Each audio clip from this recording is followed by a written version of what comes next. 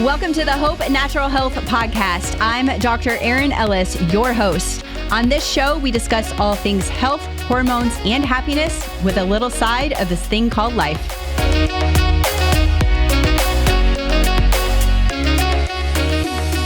Kim Rahir is a 61-year-old mother of three who was diagnosed with MS, multiple sclerosis, in 2013 and decided to ignore her doctor's advice and muscle her way back to a happy life. Last year, she became European champion in Masters Weightlifting in her age and weight category. Her journey inspired her to leave her career in journalism in her 50s and become a health coach for middle-aged women with a big focus on reactivating and rebuilding muscle. Today, she helps women tap into an abundant source of vitality. It works by reactivating and maintaining muscle mass. So that's what we're going to be talking about today with you, Kim. Welcome to the show. Well, thanks for having me. Exciting. Yes. So before we dive into really reactivating muscle and fitness in women, dive into your story a little bit more. It sounds really incredible. Yeah, I used to work as a journalist like forever, and I loved it. It was what I did, and when I got to Berlin with my whole family, it was the first time in a while that I came back to my home country because I'm German, and we'd been traveling the world, 3 small kids back in Germany. I've got a full-time job for the first time, was not working as a freelancer, so I felt really great and thought I had made it. Mm-hmm. I had been brought up in a very conservative environment because Germany when I was younger was still socially very conservative. I think it still is today in a way, but maybe not quite at the time. And we were told as girls that you could either have a career or a family. Both was not possible. And at that point in time, I thought, oh, I had managed to have it all. And I thought that was like everything I'd ever wanted to achieve. Mm-hmm. And then like from one day to the next, I was totally out of it. I picked up my kids from school. I was seeing double. I knew that was not good. Went to the doctor, was sent to hospital. I was going to spend 6 weeks in hospital. They were looking to find what was going on. First it was the eyes going cross. And then after 3 weeks, I was completely paralyzed. From the hip downward. And that wasn't even the MS. That was the first autoimmune thing, a one-off called syndrome. It's like Guillain-Barré. I got over that. I learned to walk again. I thought I had learned my lesson. I was going to take life, more easily and everything. Mm-hmm. And then 2 years later, I felt my left hand going numb, went to the doctors again, and then they said, okay, this is MS. And that was the point where I thought, no, that's like, this is a really low blow. The first one was like bad, but the second one was like, when I just thought I had all this behind me and I could live like happily ever after, I got that diagnosis. Mm-hmm. And because I had memories from the hospital of being like helpless and paralyzed and, dehumanized in a way because you have absolutely no say in anything. Mm-hmm.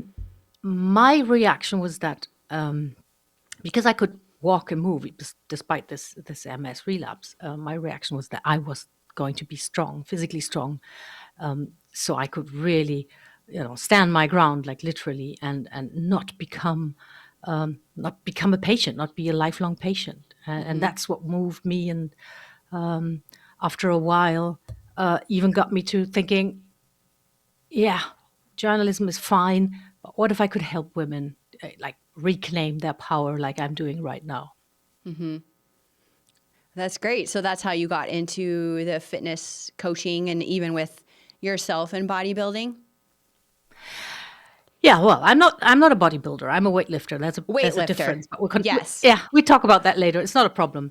So the thing was that as I was getting physically stronger, I was getting better. And the most interesting part about this, and this is really what I want every woman out there to know, is yes, you're getting physically stronger, your quality of life gets better because you move with more ease, and you feel like more independent and confident and everything. It's your mental health that sort of explodes. It gets better exponentially. It gives you so much positive outlook, so much confidence. that basically, I think this getting stronger, building muscle is like a one-stop shop for overall health. You can do so many things. I'm not claiming that you can cure MS. I mean, I got better. I could quit my treatment after 3 years. I'm without treatment, without relapses now for 7 years. Moving closer to 8. But you can really improve your quality of life, your overall health, your mental health with this one simple thing. And it's so simple. And I think it's also very democratic because you don't have to, you don't need money, you don't need equipment. All you need is your own body and like the decision that you're going to get strong. And that's what can take you so far. I love that. So, in your experience, many women in their 40s, 50s, and beyond might feel that it's really too late to start exercising or building muscle. So, what would you say to women who feel like they're too old or maybe too out of shape to make this change? I totally understand that, that you may have this feeling, and starting off can feel hard. But I was in a wheelchair. I couldn't use my legs, and now I can lift weights like really heavy weights.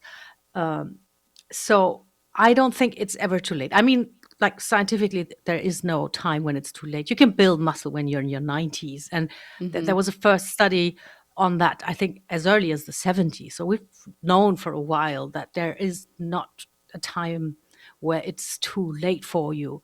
I think it's a mindset thing. Is this when we turn 40, 50, many women tell me they feel they've become invisible, and it's this idea that more than half of your life is over and it's downhill from here. If you switch that and if you just focus on what you can do today, you can always get stronger. And the trick is for women our age, my age, I don't know, you seem pretty young, to start where you are. Like, don't go to YouTube and download like a crazy program that's made for 20, 30-year-olds. Have an Right. assessment, look what you can do right now and start there and then improve from that point. Yeah, that's so important to remember. Just meet yourself where you're at, right? Yes, Yeah. absolutely. So you focus a lot on reactivating and maintaining muscle mass as a key to vitality. Can you explain why muscle is so important for overall health and longevity, especially for women as we age? Yeah, it's crazy how much we know now and how actually little we used to know about this, but it's coming, research is coming out all the time. How being strong and having a decent muscle mass is like for every aspect of your health, it's going to improve your cardiovascular health. It's very important for metabolic health because muscle is like a reservoir where you can stock sugar, blood sugar. If you have enough muscle, you will have a management system for your blood sugar. You don't have to worry about being pre-diabetic or becoming diabetic because your muscles will absorb lots of sugar from your blood. Like sugar gets stored in the liver and in the muscles. So the more muscles you have, the better your blood sugar management system will be.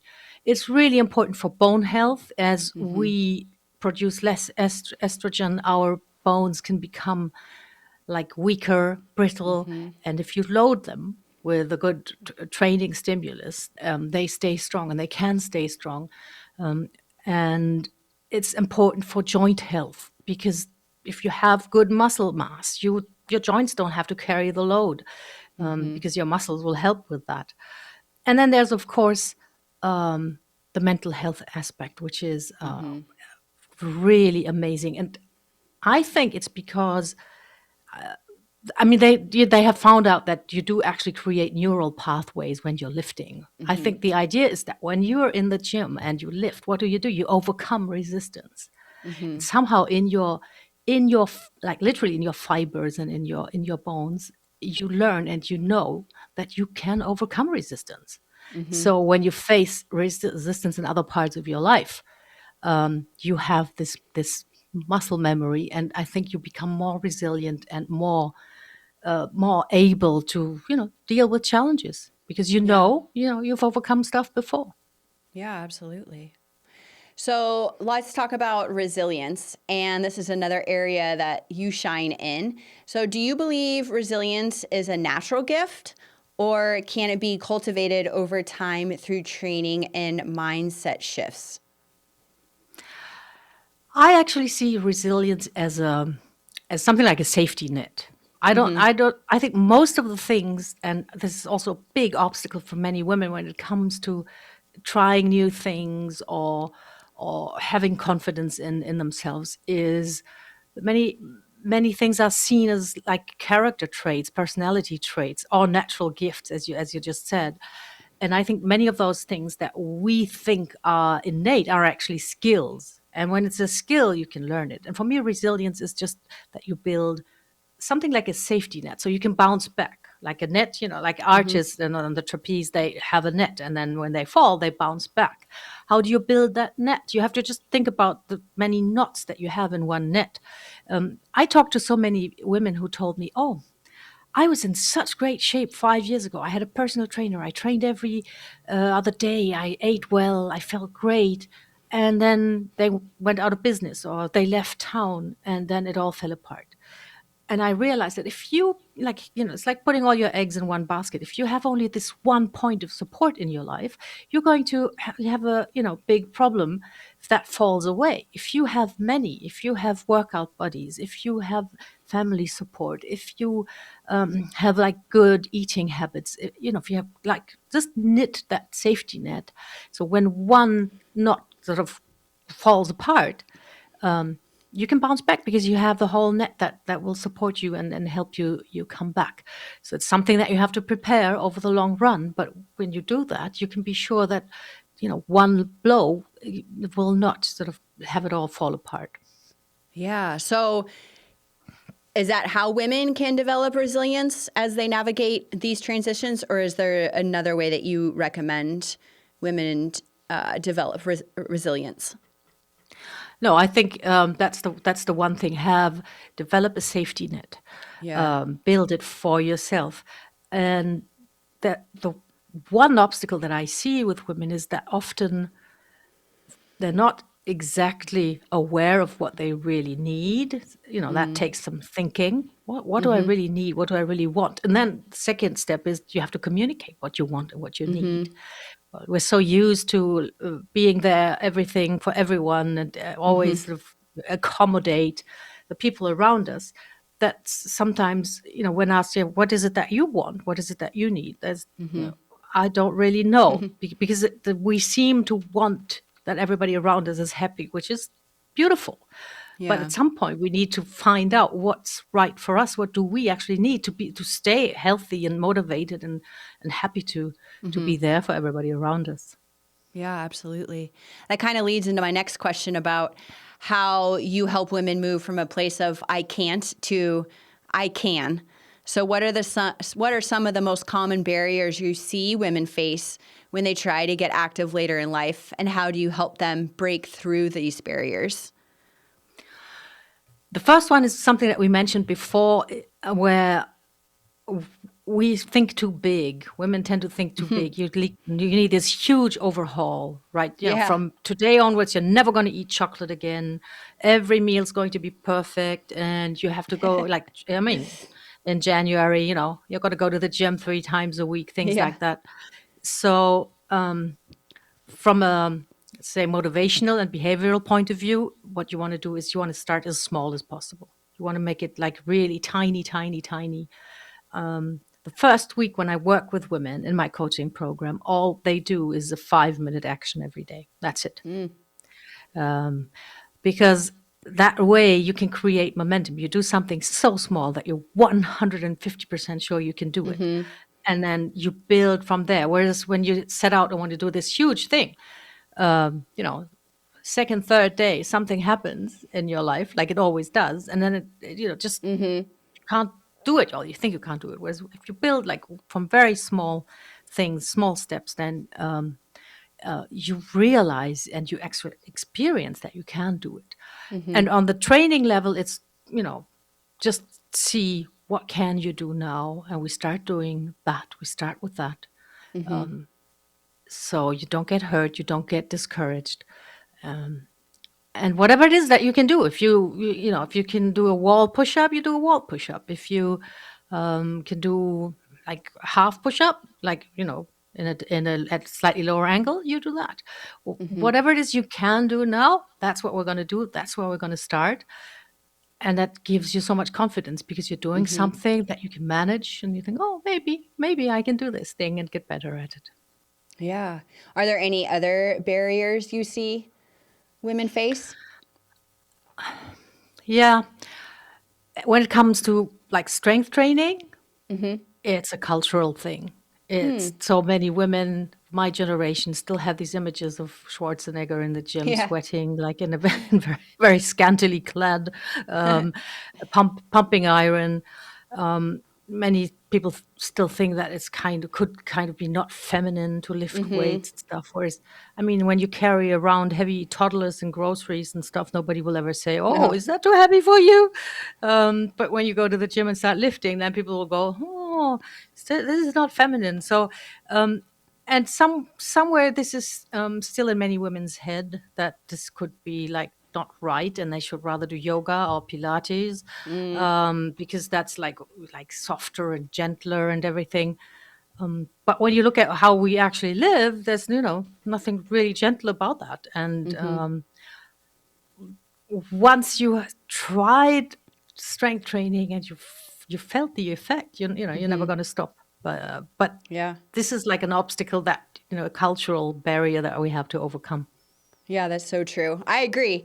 There's a big stigma about it. And a lot of women think that they might look or maybe appear manly if they do a lot of strength training. And that's not the case. Like I strength train mainly, and I do it because I want to be one, the healthiest I can be, but then also prevent all of those things that you talked about in the beginning and help my bones. And I want to be able to get out of bed and get up off the toilet and get out of the car when I'm older and not have to rely on walkers and things like that. And then just protecting the brain and the cardiovascular system. Like there's just so many benefits to the strength training.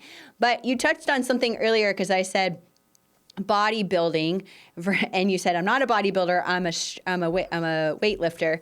So I want you to clarify the difference between the two. Yes. So there's basically, let's say there's like three big groups. There's powerlifting, there's weightlifting, and there's bodybuilding. Bodybuilding is purely aesthetic. There's nothing functional about it. It's you want your body to look in a certain way. So Mm. you train individual muscles to grow to a certain size.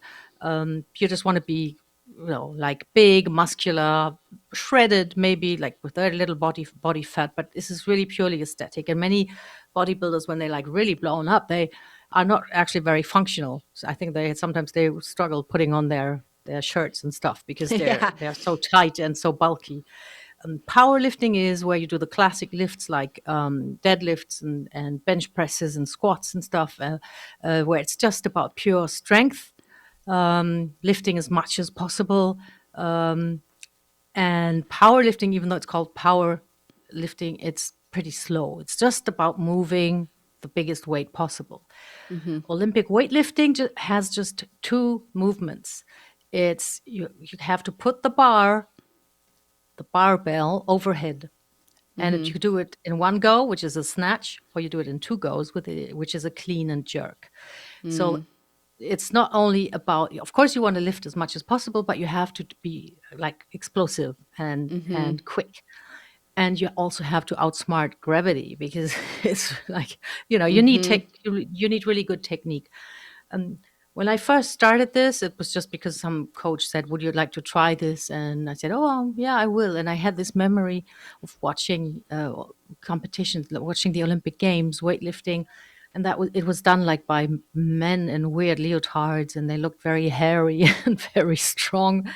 Um, but it's actually beautiful because it's not only the strength. You need the technique, and it's it's about a principle that I love for other parts of my life too, which is lifelong learning. You will never Mm. do the same lift twice because it's explosive. There's no full control. you basically have to visualize the movement before you start, and then let your body do the work. So when you competed last year in the Masters Weightlifting, did you expect to win?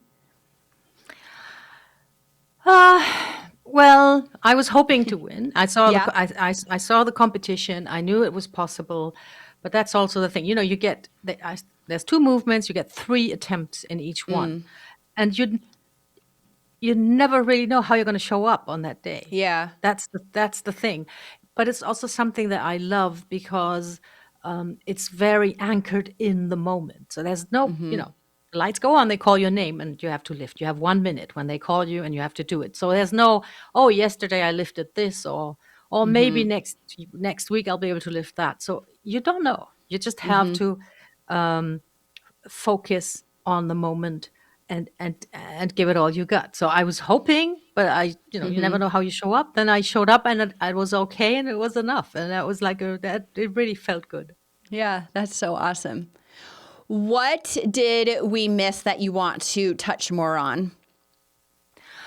I think we talked about mostly everything. I would like for women in middle age to become more demanding, more courageous.